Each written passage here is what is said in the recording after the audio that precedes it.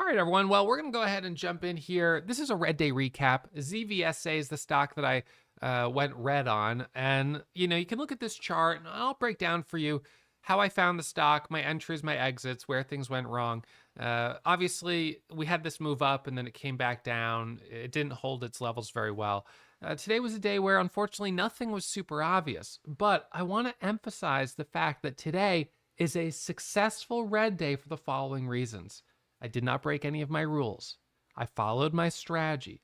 My losses on each individual trade were within my risk allocation for those specific trades, and my total loss on the day is within my risk parameters for max loss. So all the rules were followed, making this a successful red day. Now, it's hard for us to feel good about red days, but what I can feel good about today is that I maintained discipline and followed all my rules. And the loss is manageable, and it'll be much easier to recover than if I had gone down a different path and gotten aggressive and then started to spiral. The fact is, if you're going to be a trader, you better get used to the fact that you're going to be red probably once a week for your entire career. That's how it's been for me with more than a decade of experience.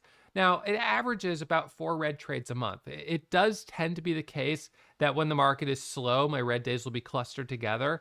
And then I might have a stretch of 3 weeks where I don't have a single red day, which is always nice when I have that long hot streak. But it still averages out to about 1 red day a week. So here we are. I'm getting it, I guess, out of the way on Monday, although it's certainly possible I'll have a couple red days this week if the market continues to be slow.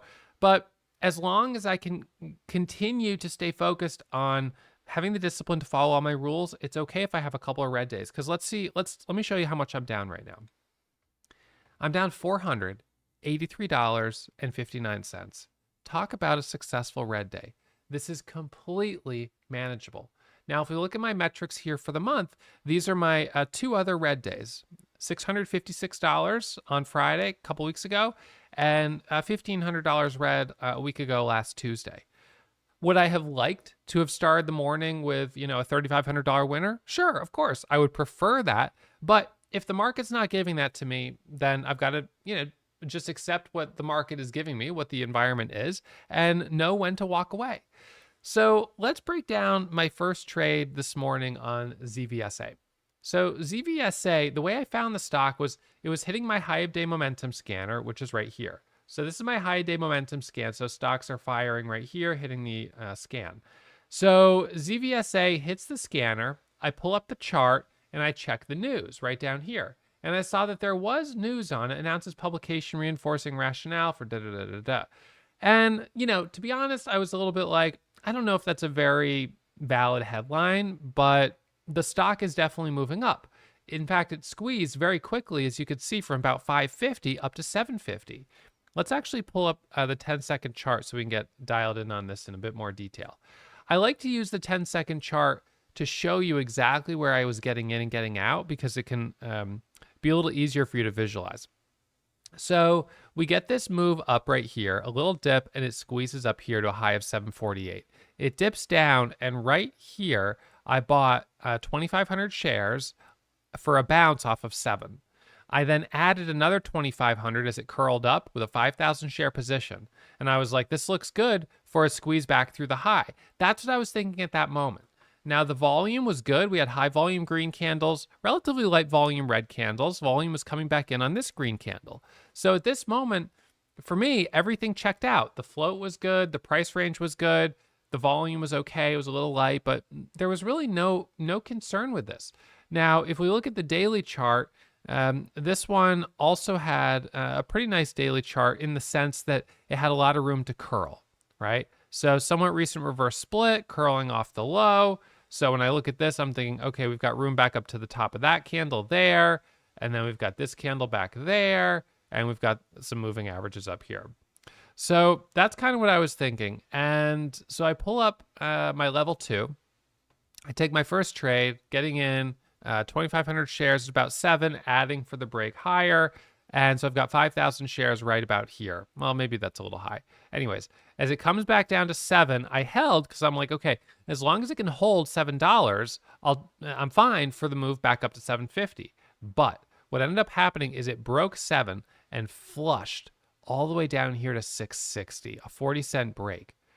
So I stopped out and I got slippage on my exit, and I lost. I lost about $1,000 on that first trade, about 1,100, which is a little bit of a bigger loss than I'd like. But 5,000 shares is my max position, and that loss is acceptable, so it was tolerable. Anyways, it dips down here. It comes back up. I got back in as it broke over 7 and then got back out of that trade break even. So now I've got 2 trades, a loss and a break even trade. Now it comes back up one more time and I added back for the break over 720. I'm like, okay, here we go. And it rejects again. And I stopped out this time with an $800 loss. So at this point, I'm down $1,800 on the day on a total of, I guess it was 3 or 4 trades on ZZZA. And I was like, all right, well, this is obviously garbage. I tried one more trade as it came back up right here, a little pullback for the break higher. And again, it failed, despite this high volume green candle. So, why did it fail? I don't know. This, from a technical perspective, there wasn't any clear reason why it was failing. It just happened to be, I think in this case on this stock, that there were maybe some insiders selling. I'm not really sure, but there was a lot of selling. Okay, so that's the situation. And so in that period of time between 8 and 8:15, 8:10, I ended up losing $1,800. I didn't go back for it. I didn't take any additional trades on it. Not interested here. At this point, I knew I couldn't trust the stock and I was waiting for something else to pop up. So the next stock that popped up was VIVK, which reported a 111% increase in revenue growth. Oops, sorry. 11% increase in revenue growth right here. So we've got this nice news catalyst. I'm thinking, all right, this is solid. It hits the scanner and it squeezes up here. I got in at 173. So I got in right here at 173. It ends up hitting a high of 220 and then rejecting, coming all the way back down. And I actually bought 5,000 shares. And when it was hitting 220, I didn't sell any of it because, well, it just hit that for a second, but I thought it was going to go higher. And so, for a second, I was up like $2,000 on this trade, but for a second. And when it came back down, well, I had to stop out. So stopped out for $300 of profit on 5,000 shares, a couple of cents, and was like, well, all right, I guess this is the type of market we're in today. So when Mullen popped up, MULN, I'm still down 1,500 on the day, and I'm thinking, Mullen, this is a stock that a lot of traders were talking about sort of during the pandemic. It got really kind of hyped up, but I mean, it is just, look at how much it's sold off. I mean, it's kind of like insane. It's just been selling and selling and selling. Really nasty. So I don't really like this stock, but it popped up.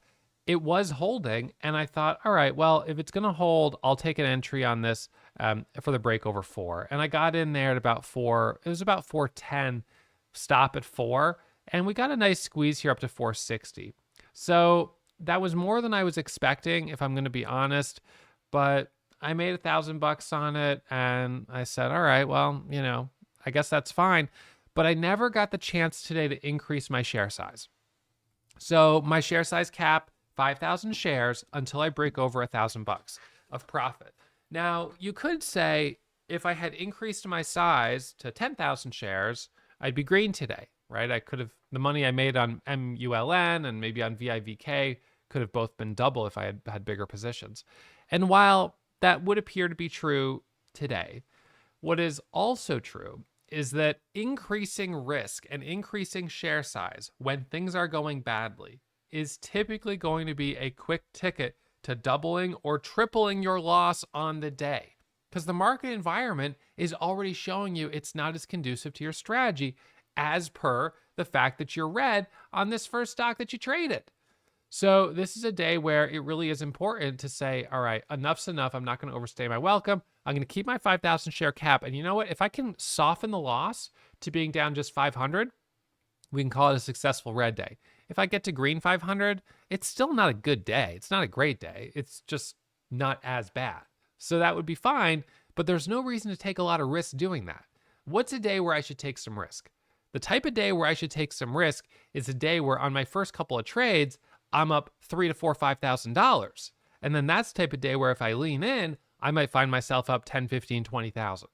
That's the day I should take some risk, not the day where I go red on my first couple trades. So I am really trying to get myself super comfortable with just having small red days like this and not fighting it, not trying desperately to make it back and just to get myself green. And I'm telling myself that instead of thinking about consecutive green days, I don't want to think about consecutive green days. I want to think about consecutive days of managing risk and maintaining composure. And I'm tracking it right now. I'm on 23 days of consecutive days of risk management. Not risk management, consecutive days since I had my last sort of spiral. And that was back in March on these 2 days here. These were the last days where I was like really emotional and just trading badly. And this was before that. So I had 1, 2, 3, 4, 5, 6, 7 days of like discipline. And then I had, 2 more really bad days. So since then, now I've had 23 days. So I feel like I'm happy with that. I'm making some good progress.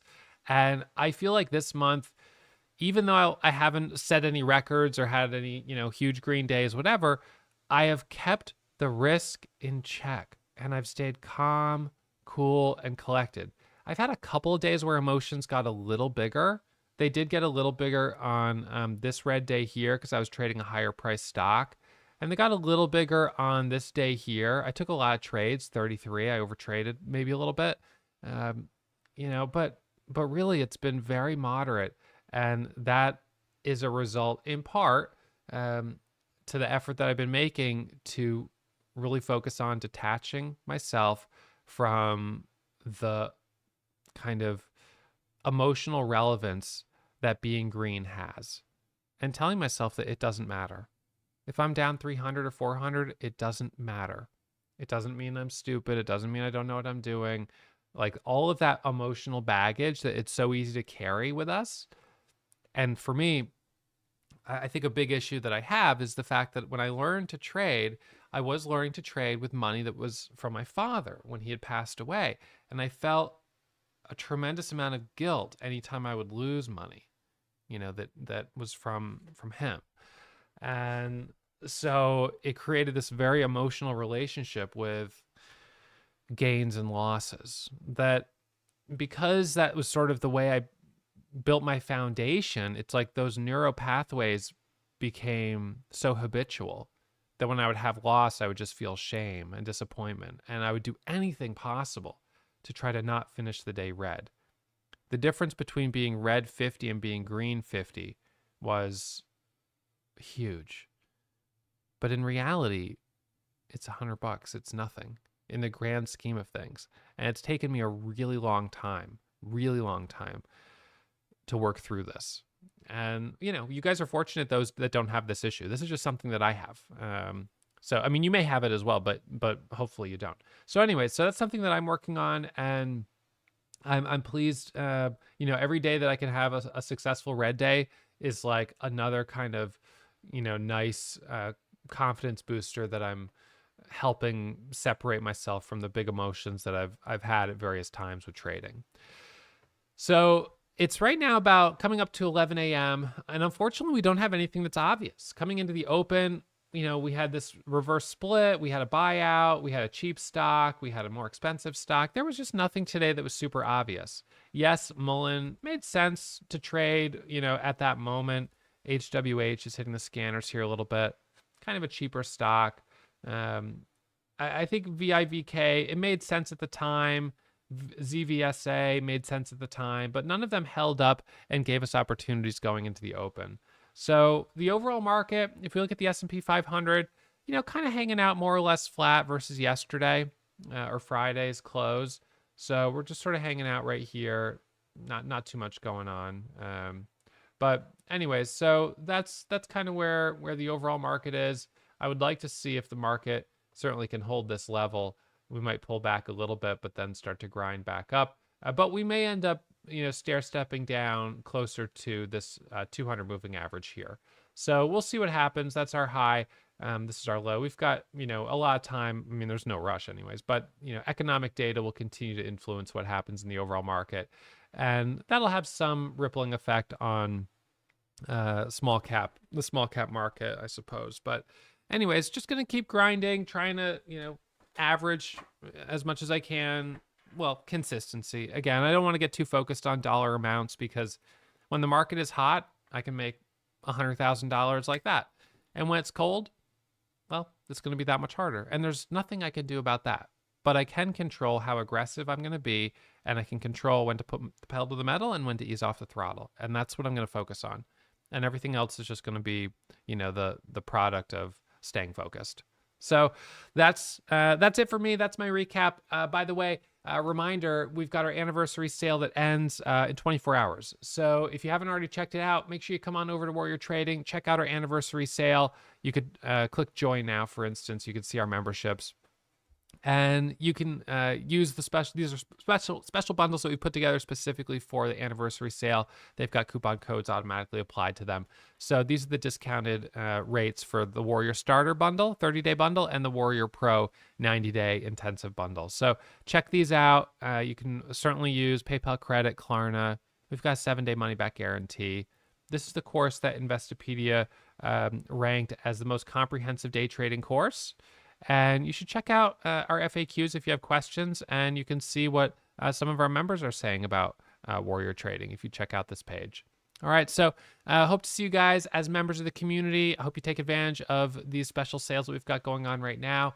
And I'll see you back here bright and early tomorrow morning. Hopefully we have some better stocks on the scans, but whatever we have, it'll be what it is, and I'll just keep focusing on discipline and trying to capitalize on the volatility while making sure I'm managing my risk. Okay, that's it for me. Reminder, as always, trading is risky. My results aren't typical, so manage your risk, take it slow, and I'll see you back here tomorrow morning.